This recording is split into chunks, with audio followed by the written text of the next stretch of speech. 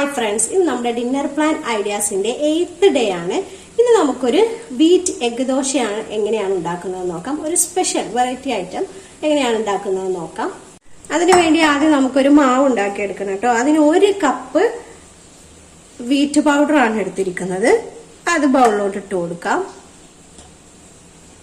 ഇനി ഇതിലോട്ട് ആവശ്യത്തിനുള്ള ഉപ്പ് ചേർത്ത് കൊടുത്ത് വെള്ളം ഒഴിച്ചു കൊടുത്തിട്ട് ഇതൊന്ന് കലക്കിയെടുക്കണം.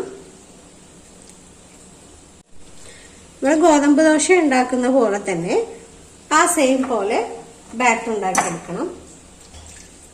ഒരു വിസ്ക് വെച്ചിട്ട് ചെയ്തെടുത്താൽ നമുക്ക് കട്ടകളൊന്നും ഇല്ലാതെ പെട്ടെന്ന് കിട്ടും. അപ്പം നമ്മൾ മാവൊന്ന് റെഡിയാക്കി എടുത്തിട്ടുണ്ട്. ഒട്ടും കട്ടയൊന്നും ഇല്ലാതെ അത് മിക്സ് ചെയ്തെടുത്തിട്ടുണ്ട്. ഇനി ഇതൊരു ഭാഗത്തോട്ട് മാറ്റി വെക്കാം. വേറൊരു ബൗളിലോട്ട് 2 മുട്ട നമുക്ക് പൊട്ടിച്ചൊഴിച്ചു കൊടുക്കാം.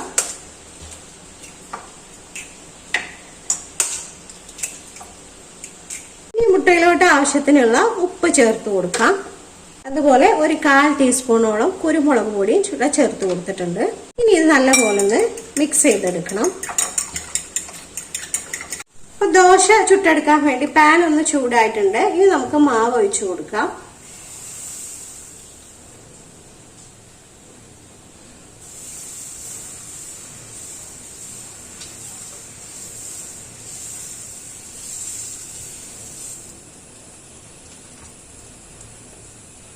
തീ ഒന്ന് മീഡിയം ഫ്ലെയിമിലോട്ട് ആക്കി വെച്ച് കൊടുക്കുക.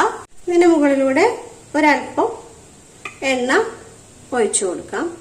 ഇപ്പൊ ഒരു വശം നന്നായിട്ട് കുക്കായി വന്ന് പാനിൽ നിന്നൊന്ന് വിട്ട് വന്നിട്ടുണ്ട് കേട്ടോ ദോശ. ഇനി നമുക്കിത് തിരിച്ചിട്ട് കൊടുക്കാം.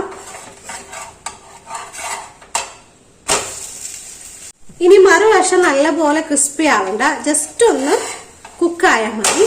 ഇനി നമുക്ക് തിരിച്ചിട്ട് കൊടുത്ത് നമ്മൾ നേരത്തെ തയ്യാറാക്കി വെച്ചിരിക്കുന്ന മുട്ടയുടെ ബാറ്ററിൽ നിന്നും കുറച്ച് ഒഴിച്ചു കൊടുക്കാം.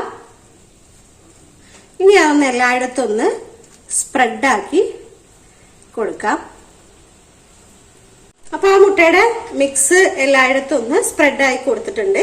ഇനി നമുക്ക് ചെറുതാക്കി അരിഞ്ഞു വെച്ചിരിക്കുന്ന സവാള ഇതിന്റെ മുകളിലൂടെ ഇട്ട് കൊടുക്കാം. ഇനി പച്ചമുളകാണ്, അതും കൂടെ ചേർത്ത് കൊടുക്കാം. ഇനി കുറച്ച് ക്യാരറ്റ് ഗ്രേറ്റ് ചെയ്ത് വെച്ചതാണ് ചേർത്ത് കൊടുക്കാം. ഇനി കുറച്ച് ക്യാപ്സിക്കം കൂടെ ചേർത്ത് കൊടുക്കുന്നുണ്ട്. ഇച്ചിരി കറിവേപ്പിലയും കൂടെ നമുക്ക് ഇട്ട് കൊടുക്കാം. നമുക്ക് 2-3 സെക്കൻഡ് ഒന്ന് അടച്ചു വെച്ച് കൊടുക്കാം. തീ എപ്പോഴും സിമ്പിളാക്കി തന്നെ വെച്ചേക്കുക. ഇനി നമുക്ക് തുറന്നിട്ട് ചെറുതായിട്ടൊന്ന് തിരിച്ചിട്ട് കൊടുക്കാം. ഈ വശം കൂടെ ഒന്ന് വെന്ത് വരട്ടെ. 2-3 സെക്കൻഡ് മറുവശം കൂടെ ഒന്ന് കുക്ക് ചെയ്തെടുക്കണം. ഇനി നമുക്കിതൊരു പ്ലേറ്റിലോട്ട് മാറ്റാം.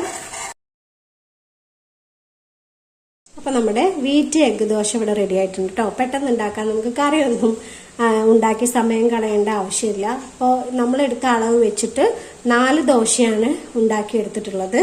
അപ്പൊ 2 പേർക്ക് സുഖമായിട്ട് കഴിക്കാനുള്ള ക്വാണ്ടിറ്റി ഉണ്ടാവും. അപ്പൊ ഇനി ഡിന്നറിനൊക്കെ എന്ത് കഴിക്കും എന്നുള്ള കൺഫ്യൂഷൻ വേണ്ട. 1 കപ്പ് ഗോതമ്പ് പൊടി, 2 മുട്ട ഉണ്ടെങ്കിൽ നമുക്ക് പെട്ടെന്ന് തന്നെ 2 ആൾക്കുള്ള ഡിന്നർ തയ്യാറാക്കാം. അപ്പൊ വീഡിയോ ഇഷ്ടമായിരുന്നുണ്ടെങ്കിൽ വീഡിയോ ലൈക്കും കമന്റും ഷെയറൊക്കെ ഒന്ന് ചെയ്തേക്കണേ. അതുപോലെ ചാനൽ സബ്സ്ക്രൈബ് ചെയ്യാതെ ആരെങ്കിലും കാണുന്നുണ്ടെങ്കിൽ ചാനൽ ഒന്ന് സബ്സ്ക്രൈബ് ചെയ്തേക്കണേ പ്ലീസ്.